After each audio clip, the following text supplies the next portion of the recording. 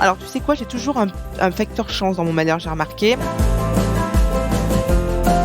Et moi qui n'ai jamais réussi à lâcher prise de toute ma vie, écoute, j'arrive à m'endormir sur les gongs. Mais même mon mari me dit: «Mais c'est quand même pas possible», lui qui est quand même très cartésien, tout comme son frère, qui est quand même médecin. Comme tu l'as très bien dit, c'est mon histoire et chacun doit se raccrocher à ce qui lui fait du bien.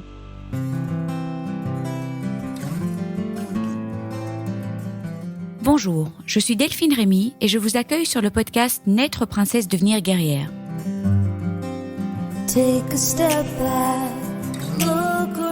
Le podcast qui parle de coups durs, de rebonds et de la maladie autrement. Vous entendrez ici des personnes inspirantes, des médecins, des experts, des philosophes qui j'espère vous feront du bien. Vous entendrez aussi des hommes et des femmes, comme vous, comme moi, des super princesses et des héros du quotidien qui gèrent et qui galèrent, comme vous, comme moi. Ils s'écroulent parfois et ils se relèvent.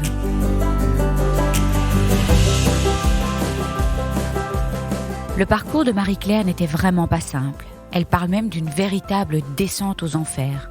Touchée par un cancer du rein en pleine grossesse, c'était archi délicat. Garder le bébé, ne pas le garder. Vous vous imaginez la peur, les questionnements, les doutes dans des périodes de vie qui sont censées être si heureuses? Porter la vie, quelle joie! Eh bien non, porter la vie et la mort. On lui annonce un cancer dans des conditions vraiment moches. Errance médicale, erreur médicale, tout cela vient rajouter encore plus de lourdeur. C'est encore avec beaucoup d'émotion que Marie-Claire nous partage son histoire. Une lumière se dégage d'elle. Elle est pleine de vie, pleine de gratitude aussi, et ça fait du bien. Elle remercie l'équipe médicale. Elle nous dit que finalement, dans sa malchance, elle a toujours eu beaucoup de chance. C'est le coup du verre à moitié vide ou à moitié rempli. Le sien est rempli à moitié, mais elle ne nie en rien la difficulté du réel, et ses émotions en sont la preuve.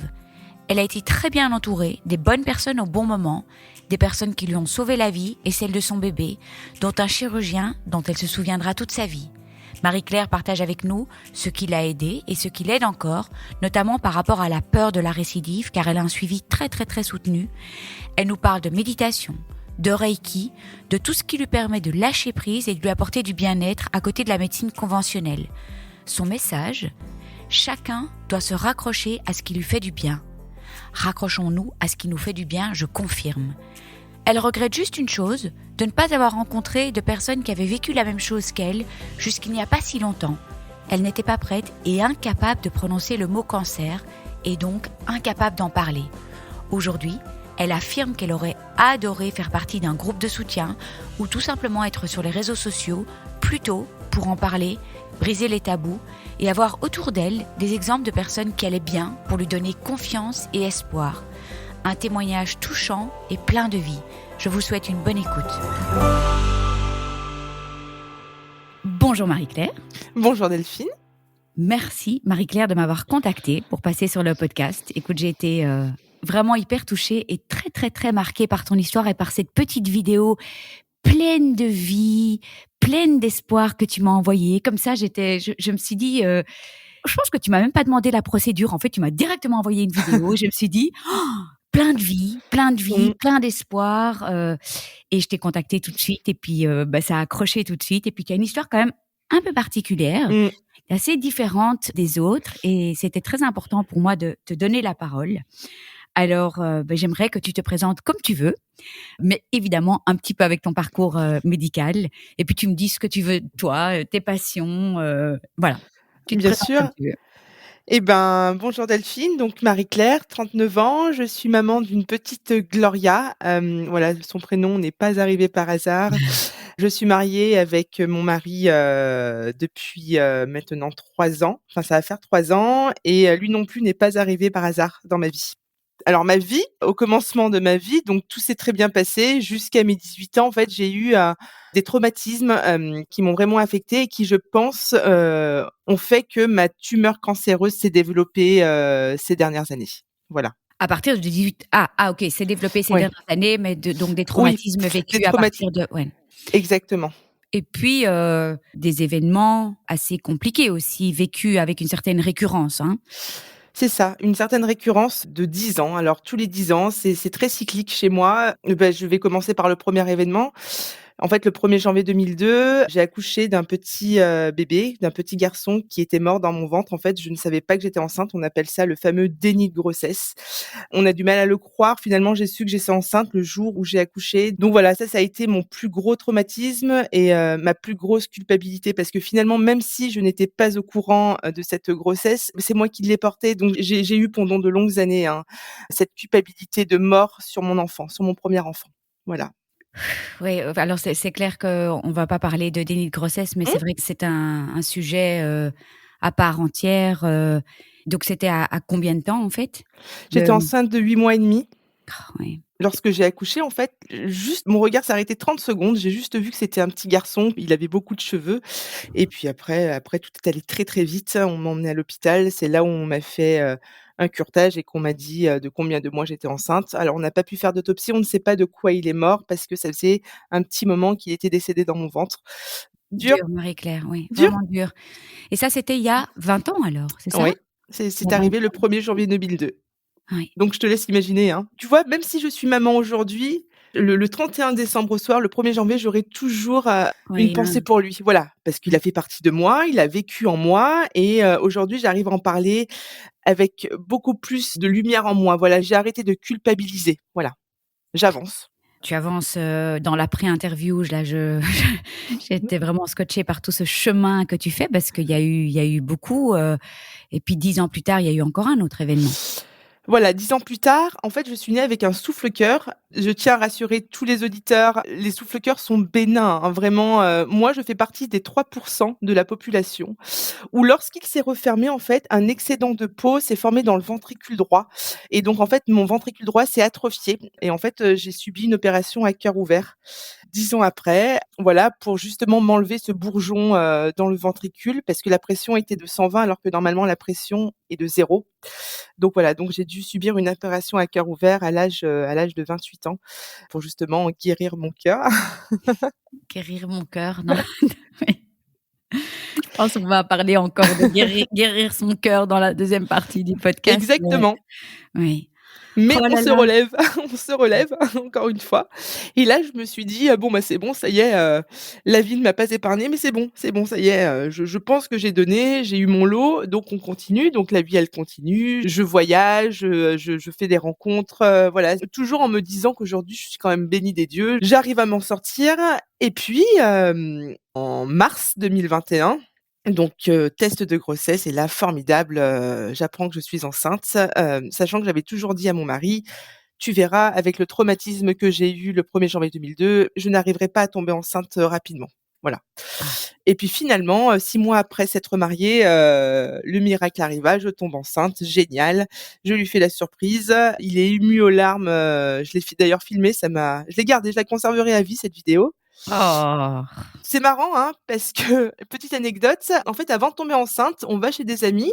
Je lui demande de me tirer les cartes, parce que je n'arrivais pas à tomber enceinte. Je lui dis: «Écoute, qu'est-ce que tu vois dans les cartes?» Il me dit: «Écoute, en tout cas, si tu ne l'es pas, la grossesse est là, est imminente».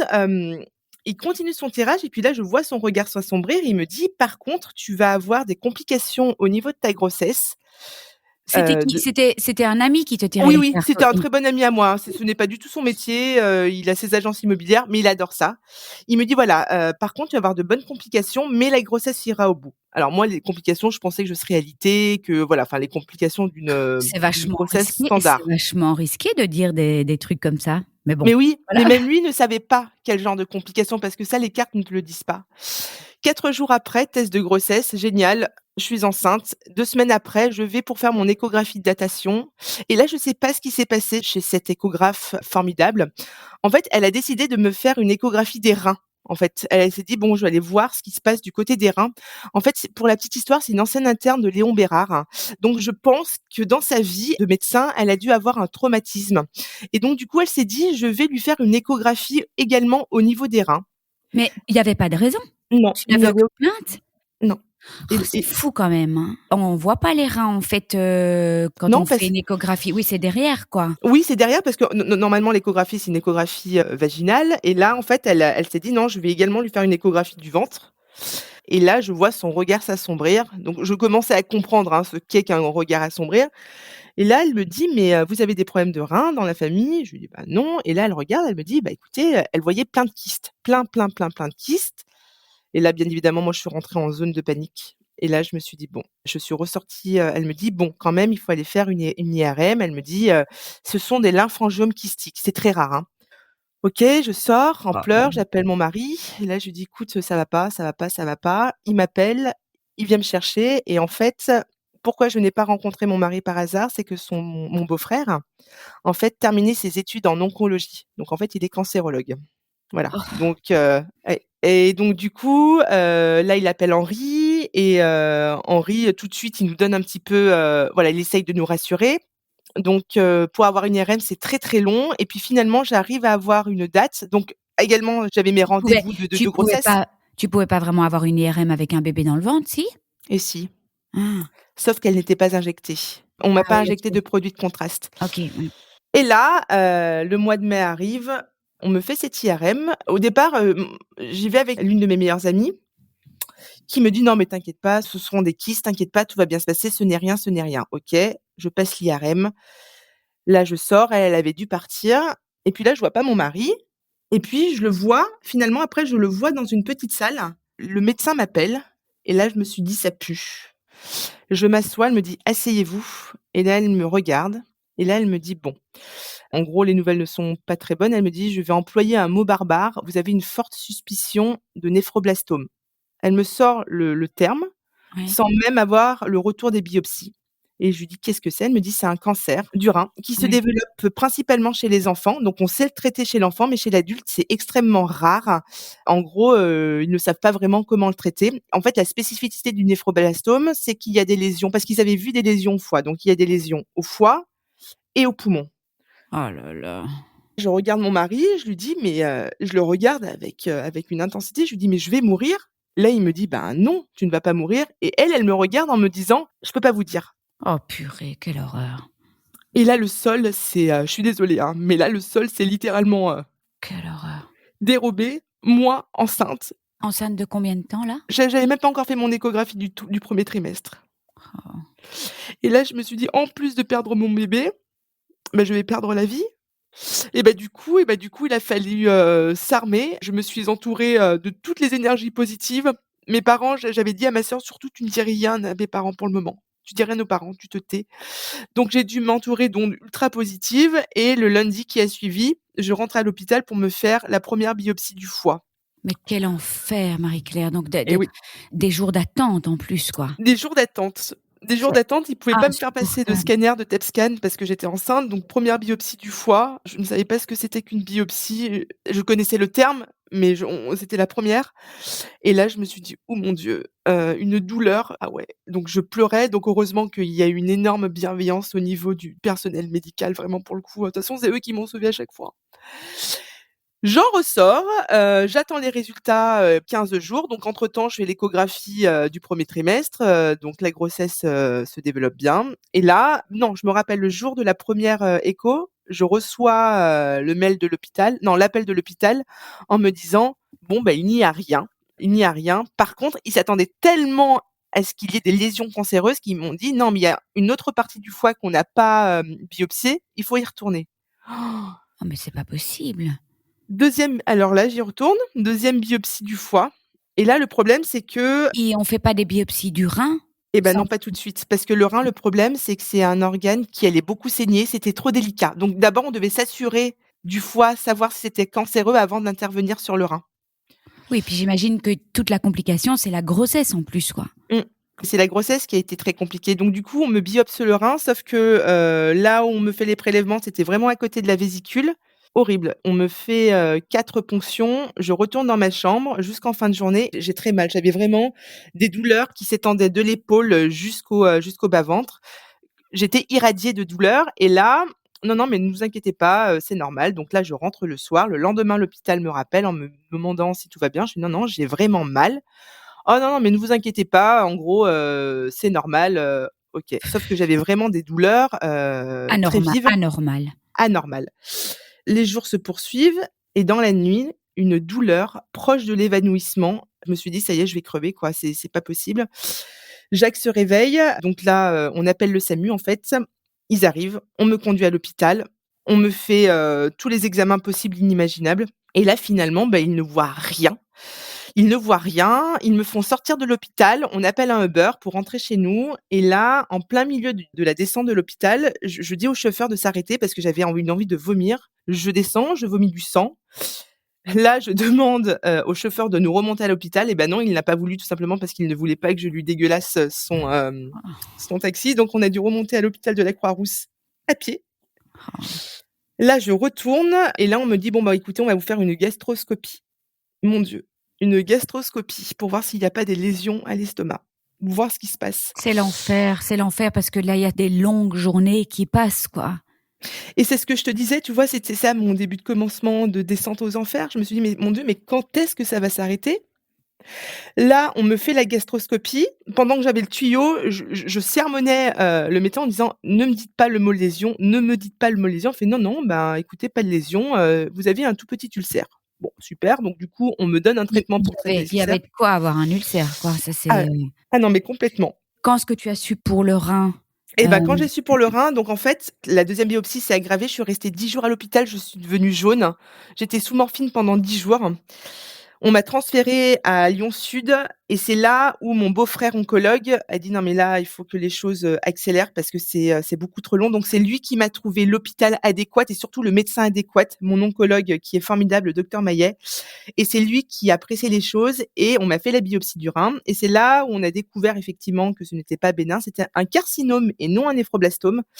Tu dirais qu'il y a eu un peu d'abord un peu d'errance médicale et un peu Oui. de oui et Ah un peu oui. d'erreur? Enfin, c'est toujours cette errance et cette erreur, c'est chaque fois la même racine, mais on n'annonce pas quelque chose comme ça sans oui, c'est ça, hein, on est bien d'accord, ouais. Ah oui. Ah non mais complètement. J'en veux énormément à la radiologue de la Croix-Rousse. Je lui en veux. D'ailleurs, je lui ai écrit un mail après ma grossesse en lui disant tout ce que j'avais sur le cœur. Ouais. Et du coup, on m'a découvert le carcinome et là, en fait, la fenêtre de tir était très courte parce qu'ils savaient que je voulais garder mon enfant, sachant que certains médecins étaient contre la continuité de cette grossesse. Et là, le docteur, Maillet me dit: «Écoutez, j'ai un super professeur, le docteur, Badet, le professeur Badet, il va vous opérer». On le rencontre et en fait, ce professeur était à la fois diacre, donc un formidable homme d'église. Donc on parle, il me dit: «Ce bébé, c'est quelque chose de très précieux». Il m'a quand même redemandé si je voulais garder, ce bébé. Je lui ai bien expliqué que oui. Bon, je pense que c'est important d'expliquer aux auditeurs qu'on a eu un problème technique là pendant 45 minutes, donc c'est pas toujours évident de reprendre une interview. On a dû écouter où ça s'est coupé exactement. Donc on a l'impression qu'on maîtrise la technologie, mais pas toujours. Mmh. Où, où est-ce qu'on reprend? Où est-ce qu'on reprend? C'est un bon exercice de résilience en fait finalement. On rebondit, hein. Ah oui, le rebond, je pense que ça nous connaît Delphine, hein? Ouais, ouais, ouais, on rebondit. Et donc, si mes souvenirs sont bons, tu en étais à ce magnifique professeur, Oui, chirurgien, diacre, oui, oui, homme d'église. oui. Raconte-nous la suite du traitement. Et puis, c'est vrai qu'on va rentrer un petit peu dans tout ce, comment tu as vécu tout ça et tous les thèmes dont tu voulais parler aujourd'hui. Exactement et finalement cet homme, merveilleux à qui je dois la vie de ma fille et la mienne par la même occasion a fait une chirurgie formidable. Donc en fait, il m'a enlevé l'intégralité du rein ainsi que, la glande surrénale, et les ganglions. Il y en avait 2 qui étaient positifs.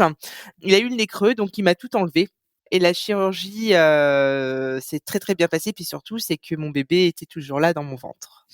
Oui, j'imagine que quand ils t'ont endormi, j'ai interviewé Justine qui était aussi enceinte. Tu la connais aussi peut-être, qui disait oh là là quand elle va se réveiller, est-ce que le bébé sera encore ok? Et j'imagine que tu as vécu la même chose. Exactement, Ah. exactement. Un personnel médical en plus exceptionnel. Je leur dois tout et donc Ça, hem et c'était à donc combien de temps de grossesse en fait? là, j'avais passé mon échographie du 1er trimestre. Donc j'étais Ok, donc tu étais vraiment, à 3 mois quand même. un peu plus de 3 mois. Donc il y en a qui t'ont suggéré de pas garder ce bébé? Oui, oui, oui, bien sûr. Là réellement tu t'es opposée? Il y en avait qui suggéraient de le garder? Oui, le docteur, Maillet et le professeur Badet, hein, finalement, hein, parce que je pense qu'ils savent bien que le positif, le psychologique évite quand même à 50 des cas quand même une certaine récidive. Donc ils se sont dit: «Mais mon Dieu, si je lui enlève son bébé, mais je la tue en fait». très Oh, clairement. ouais. Donc du coup, tout se finit bien dans le sens où, Gloria a pu voir le jour et Tu as eu des traitements après pendant la grossesse ou simplement on a fait des ablations de tout ce qui était mauvais et voilà. puis voilà. On m'a juste fait une ablation de mon rein. La tumeur quand même faisait 15 centimètres. C'était complètement indolore. Je n'avais aucun symptôme et alors dans ma chance, parce que dans mon malheur, j'ai toujours alors tu sais quoi? J'ai toujours un facteur chance dans mon malheur, j'ai remarqué. Elle était quand même localisée cette tumeur. Donc en fait, les métastases ne s'étaient pas installées. Je n'avais aucune métastase. Donc du coup, uniquement la chirurgie a été, entre guillemets «curative» et sinon, si toutefois il y avait eu des métastases, il m'avait expliqué, ce qu'allaient être les traitements. Donc ce n'était pas une chimio, mais de l'immunothérapie plus un autre traitement. Donc je n'en suis pas arrivée là, mais par contre, j'ai un suivi très accru. J'ai un suivi, là pour le moment qui est de 4 mois. J'ai mon scanner le 9 mai et si tout va bien, je passe à 6 mois de suivi. Voilà. Donc là, ça fait Et 2 ans. et pourquoi tu as un suivi alors qu'il y avait pas de métastases, ailleurs et qu'on a tout enlevé? Pourquoi tu as Parce que j'ai un suivi parce que très, très rapproché? le type de cancer que j'ai, il est rare et le taux de récidive, il est beaucoup plus important qu'un carcinome, à cellules claires. Oui, récidive alors à distance quoi? Parce Oui, que OK. exactement. Alors, on va parler de la peur de la récidive, mais donc notre petite Gloria voit le jour. Oui. Comment tu as vécu le reste de ta grossesse? Est-ce que c'était, Eh ben, magnifiquement bien. Bon, effectivement, j'ai eu 3 semaines où j'étais alitée, hein, à cause de mon rein. Il a fallu que je reprenne des forces. Donc c'est là où j'ai commencé la sophrologie, où j'ai commencé à découvrir tous les soins, holistiques en complément de la médecine et en fait qui m'ont fait énormément du bien et donc du coup, j'ai vécu une fin de grossesse, très douce. paisible, très Ouais, douce? très Mais paisible, vraiment. tu vas justement nous parler de tous ces soins de support. Alors, la peur de la récidive, quand on a préparé notre interview, c'est vrai que je l'avais vraiment entourée en grand parce que c'est vrai que tu as c'est l'enfer, hein, d'avoir un suivi. Enfin, c'est bien évidemment d'avoir un suivi accru. Tu parles la peur au ventre tous les 4 mois. Comment tu vis tout ça? Est-ce qu'il y a des choses qui t'aident? Alors, Parce que en fait, ce scan anxiety dont j'ai parlé dans 2 mmh, podcasts, c'est une réalité qui touche tout le monde et oui. tout le monde aimerait bien savoir quels sont les petits trucs et astuces, de chacune et de chacun. Est-ce qu'il y a des choses qui t'aident? Alors, bah, justement, moi, je me suis mise à la méditation et au reiki. En fait, c'est une sorte de magnétisme, japonais qui m'ont permis le lâcher prise et la prise de recul et que de toute façon, quoi qu'il arrive, je ne pourrais rien y faire et par contre, ça m'a vraiment permis à positiver et de toute façon, le fait que j'ai eu ma petite fille, je dois avancer et je dois être présente et en pleine forme. Donc c'est sûr que les premiers scanners parce qu'en plus les examens médicaux continuaient pendant ma grossesse, hein. J'avais des IRM, j'avais le scanner thoracique, j'avais ces examens pendant ma grossesse. Mais je me rappelle de ce que mon onco me disait: «Plus vous allez vous écarter dans la date et mieux ça va aller» et effectivement, là, plus je m'écarte et Oui. plus je me dis: «Ça va». Comme si tu regagnais confiance, en fait. Voilà, Plus exactement. Mais c'est ce que j'entends quand même dans pas mal de témoignages. En fait, plus le temps passe, Oui, plus voilà, évidemment, on parle pas des personnes qui sont métastatiques parce que ça, c'est non, vraiment extrêmement compliqué. oui. Et tu peux nous dire un petit peu, voilà, en méditation et donc Reiki, c'est quelqu'un qui te fait une séance de Reiki alors? Oui, alors en fait, pour le magnétisme, c'est une professionnelle qui me fait le magnétisme et le Reiki, en fait, c'est tout simplement son mari qui délivre, la formation, au Reiki. Donc j'ai passé mes 2 premiers niveaux et là, je vais passer mon troisième niveau et en parallèle, le 3 et 4 juin, je passe ma formation en magnétisme.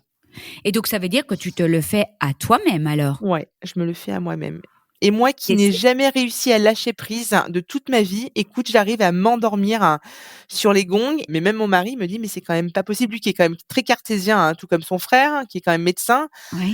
Il le voit, le bien-être et que cela me procure, même mon psychiatre me dit: «Mais surtout, vous n'arrêtez pas, vous continuez, quoi». C'est comme de l'auto-hypnose en fait, quelque part? Alors, oui, enfin, c'est pas de l'auto-hypnose, c'est tu vois, par exemple, moi, l'hypnose, j'ai essayé, j'adhère un peu moins. Le Reiki, c'est vraiment de la méditation et tu sens que tes mains ont un pouvoir sur toi. Ouais. En fait, ça va générer tout simplement une chaleur et en fait, tout simplement, en fait, tu purifies tes chakras. Voilà, en fait, la seule finalité de ces soins holistiques, c'est vraiment le lâcher prise et le bien-être. En aucun cas, ça ne va guérir quoi que ce soit. Ça, que les choses soient claires, parce que si j'avais dû avoir recours à un magnétiseur pour guérir ma tumeur, je pense que je ne serais plus là. Bien Mais sûr. par contre, en complément, je pense que quand tu es bien dans ton esprit, ton corps forcément le ressentira. et c'est pour ça que moi je me suis mise dans ces soins-là. Bah, tu prêches une convaincue, hein, parce que moi j'ai une Voilà. séance de Reiki toutes les semaines. Mmh. Mais bon, évidemment, c'est un maître Reiki qui administre, les soins et donc je n'avais jamais entendu en fait, du Reiki sur soi-même en fait, quelque part et donc c'est intéressant que tu aies fait toutes les formations et je pense que ça, c'est presque un un podcast à part entière Oui. sur la puissance, du Reiki et donc Reiki sur toi et méditation aussi. Alors quel type de méditation? Alors j'ai acheté, enfin mon mari un Noël m'avait offert, avant que tout cela commence, My Morphée, hein, qui est très bien en fait. C'est un petit support, hein, où tu actives, tu vois, des méditations que tu veux. Tu t'actives également, le la séance que tu veux, la durée que tu souhaites et en fait tout simplement tu te calques là-dessus et tu te laisses porter. Attends, parce que tu m'as montré un petit, parce que là, Oui, évidemment, les auditeurs ne le voient oui, pas, donc c'est un espèce de petit, je sais pas moi, comme une tasse ou un truc comme ça? oui, c'est comme un espèce de petit réveil, Oui, avec, une avec clé des pour remonter. oui et donc les enregistrements sortent de là? Oui, exactement. Attends, donc ça s'appelle My Morphée? Oui On le et vraiment mettra pour sur ta page du site et c'est des scripts alors ou des c'est quoi? c'est des scripts qui sont déjà préenregistrés. En fait, tu vois, tu as corps, respiration, mouvement, voyage, rythme, sieste, musique, nature et ensuite tu peux choisir la durée de ta séance, soit 8 minutes, soit 20 minutes. Évidemment, on entend toujours parler de d'app, mais là, c'est vraiment un petit objet à part Ouais, entière, quoi exactement. et que tu recharges avec une, Que tu recharges avec une prise et puis tu le peux l'emporter de partout. Donc tu le trouves chez Nature et Découverte, tu le trouves sinon sur internet et c'est génial, hein. C'est alors, génial. est-ce que tu avais déjà médité avant? Ou Oui, c'était je l'avais déjà avec Petit Bambou, hein. OK, donc dans le cadre de ces journées de contrôle, quand est-ce que tu médites, en fait? Tous les jours? Alors non, j'essaye de méditer quand j'ai le temps, hein, parce que finalement avec, Gloria, le Reiki, je l'ai un peu mis de côté parce que je n'ai plus vraiment le temps et pendant les journées de contrôle, en fait, je me fie tout simplement à ma bonne étoile et à mon corps en me disant: «Écoute, là, tu n'as aucune douleur, tu es en pleine forme. Je ne vois pas pourquoi il y aurait la moindre petite suspicion» et puis surtout, j'ai la chance d'avoir mon beau-frère qui est oncologue, donc du coup, le moindre doute, je l'appelle. Voilà, ça pour le coup, bon, bah, Il faudrait dire qu'au moindre doute, je parlais justement à une amie hier qui me disait, «Qu'est-ce que tu fais quand tu as le moindre doute?» Je dis: «Ben moi j'appelle voilà. pour être, rassurée». Mais finalement, on fait un petit peu ce qu'on veut avec son esprit en fait, hein, Oui. avant ces journées de contrôle et de se dire, «Il y a pas de raison». Tout est bon en fait, tout est bon à prendre pour se rassurer quoi.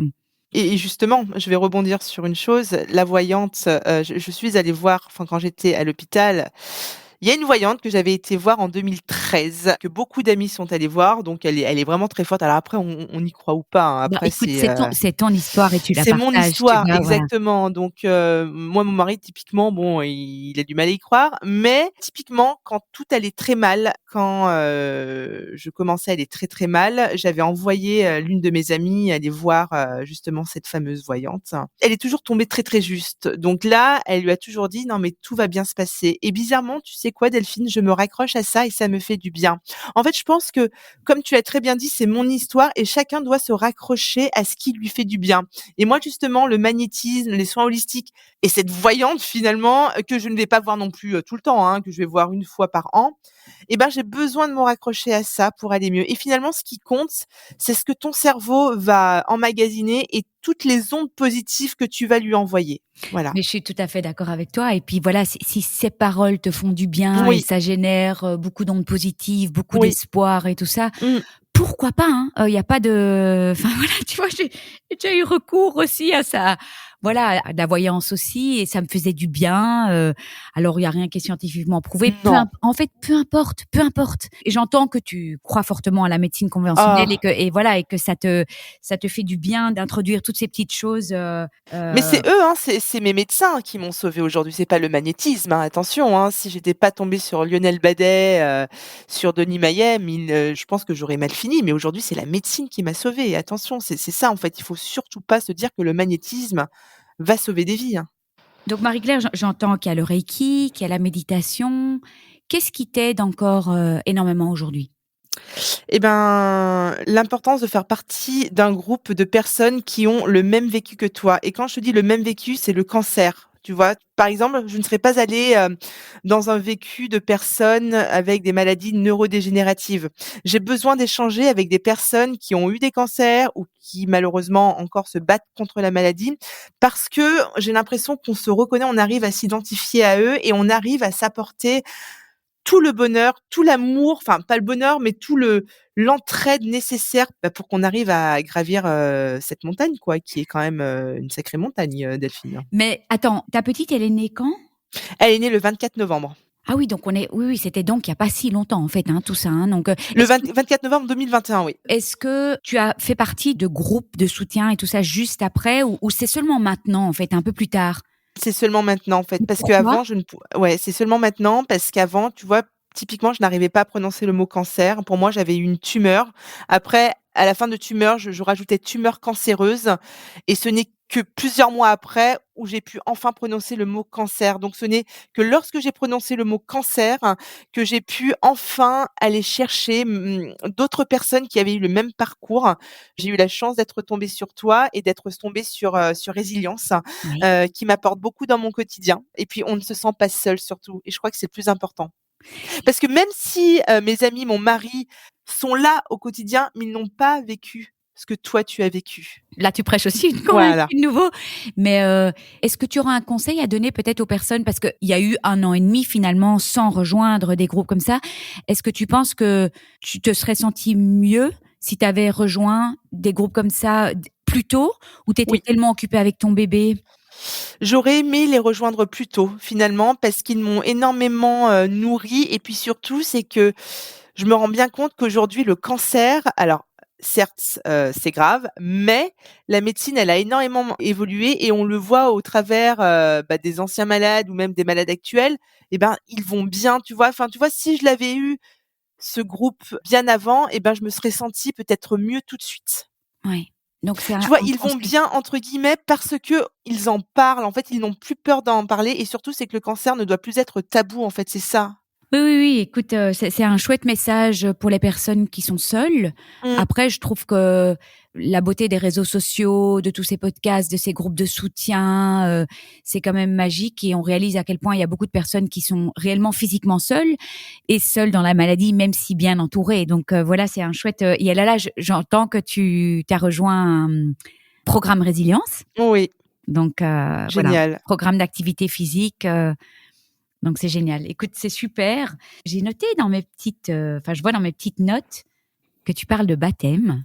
Oui, et là, ça a été un moment, tellement fort, émouvant et j'en suis vraiment reconnaissante à la vie. En fait, donc lorsqu'on a voulu baptiser Gloria, donc mon professeur Lionel Badet, oui, parce que c'est mon professeur. Oui, mais c'est quand même extraordinaire que c'est ton chirurgien qui fait le baptême, quoi. Oui, en fait, c'est nous. Moi, j'ai dit à Jacques, une fois qu'on était sortis de tout ce marasme, je lui ai dit: «Voilà, je veux que ce soit Lionel Badet qui baptise Gloria». Donc pour lui également, ça a été une évidence Magnifique. et c'est lui qui a baptisé, Gloria. En plus, il a eu un discours à mon égard qui était rempli d'émotions, hein. Je pense que toute la salle était en pleurs, mais pour moi, la boucle était bouclée et Gloria était baptisée tout simplement par son sauveur, quoi. Donc c'est, Oh, voilà.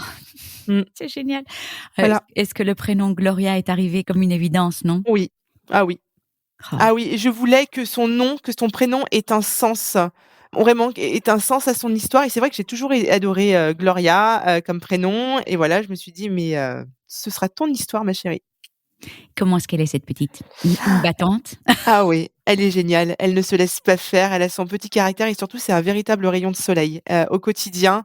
Elle est là et tu vois, des fois on se regarde mais j'ai l'impression qu'on se comprend parce que, dans tout ce chaos, à l'hôpital, je lui parlais énormément, elle a été là en vie. Normalement, qui, aurait pu me dire qu'elle serait encore là vivante après tout ce qu'elle a vécu? Et tu vois, des fois, la façon que l'on a de se regarder, c'est marrant, hein, avec une intensité dans le regard, mais je sais que l'on se comprend, elle et moi. Elle sait par là où on est passées toutes les 2 et on se serre les coudes. C'est ma petite doudou. Mais en fait, tu sais, je pense que quand tu m'as envoyé le mail, il me semble que tu avais écrit: «Ma fille m'a sauvé la vie». Oui, c'est ça. Elle m'a littéralement sauvé la vie. Sans elle, je ne serais pas là aujourd'hui, je pense et sans Gloria, aujourd'hui, en fait, elle m'a choisie. Elle m'a choisie pour, que je sois sa maman et surtout pour qu'on traverse, ça, mais surtout pour qu'on traverse également de choses magnifiques parce que finalement, il y a eu le cancer, mais il y a surtout l'après qui est quand même, radieux et aujourd'hui, j'en suis même venue c'est marrant, ce que je vais te dire, à remercier le cancer, car sans lui, en fait, je n'aurais pas eu cette ouverture d'esprit, je n'aurais pas rencontré des personnes aussi merveilleuses, telles que toi, telles que toutes les personnes que j'écoute dans ton podcast, telles que toutes les personnes que je vois, celles également qui sont parties, qui ont rejoint les étoiles, mais tu vois, elles m'ont énormément appris et je leur dis merci. Oh, écoute, c'était presque une clôture de podcast, mais en tout cas, vraiment merci pour ce magnifique témoignage qui nous ouvre sur ton histoire, tout ce que tu fais pour t'aider, tout le chemin que tu as fait, parce qu'il y a quand même cette récurrence tous les 10 ans. C'est fini, Oui. C'est fini maintenant, C'est ça. fini. Il y a plus. Il y a plus. Non, il y a Non. plus. Voilà. Non. Alors, jamais 203, mais après, c'est fini. Après, c'est fini. Oui. Ah mais de toute façon, je l'ai dit à mon corps, de toute façon maintenant, sois en paix, et puis surtout c'est que je prends soin de lui, donc je le bichonne. Merci tout cœur, Marie-Claire. Merci mille Merci fois à toi. pour ton témoignage. Merci à toi Delphine, merci pour ta gentillesse, et puis merci de m'avoir écoutée. Avec plaisir, merci. Je vous remercie de tout cœur de nous avoir écoutés. N'oubliez pas de vous abonner si vous désirez recevoir les notifications des prochains épisodes. Et puis si vous avez apprécié cet épisode, ça me ferait vraiment très plaisir que vous me laissiez une bonne note, comme à l'école, 5 étoiles, et peut-être même un commentaire ou un partage sur les réseaux sociaux, parce que c'est grâce à vos commentaires, vos étoiles, vos partages, que le podcast pourra aider plus de monde encore, et c'est tout ce que je souhaite. Donner ou redonner espoir, se serrer les coudes tous ensemble, partager nos joies, nos peines, et célébrer toutes nos petites victoires. Si vous aussi, vous désirez partager votre histoire, n'hésitez pas à m'envoyer une petite vidéo témoignage de 5 à 10 minutes avec les thématiques que vous souhaitez aborder. Et puis, dernière petite chose, Naître princesse devenir guerrière a lancé sa page sur Tipeee, une plateforme de soutien pour aider les créateurs de contenu, les podcasteurs, les artistes à vivre de leur passion. Comme vous pouvez l'imaginer, le podcast représente un énorme investissement en termes de temps, de travail et de moyens. Un effort qui m'est rendu évidemment au centuple, grâce à tous vos mots doux, vos écoutes, vos commentaires, vos encouragements et j'en passe. Et pour tout cela, merci de tout cœur. Mon intention aujourd'hui est de pouvoir rendre le podcast pérenne et qu'il puisse s'autofinancer. Alors recevoir le soutien de mes auditeurs serait le plus beau des cadeaux. Un petit montant, 1 euro, 2 euros, 5 euros peut faire une énorme différence. Si vous désirez me soutenir, toutes les infos sont dans la description de tous les podcasts. Et je tiens vraiment à dire quelque chose de très important. La gratuité de mon podcast est et restera ma grande priorité, quoi qu'il arrive. Je veux qu'il puisse aider le plus grand nombre, peu importe les moyens. Je vous embrasse tous très fort et prenez bien soin de vous. On se retrouve la semaine prochaine.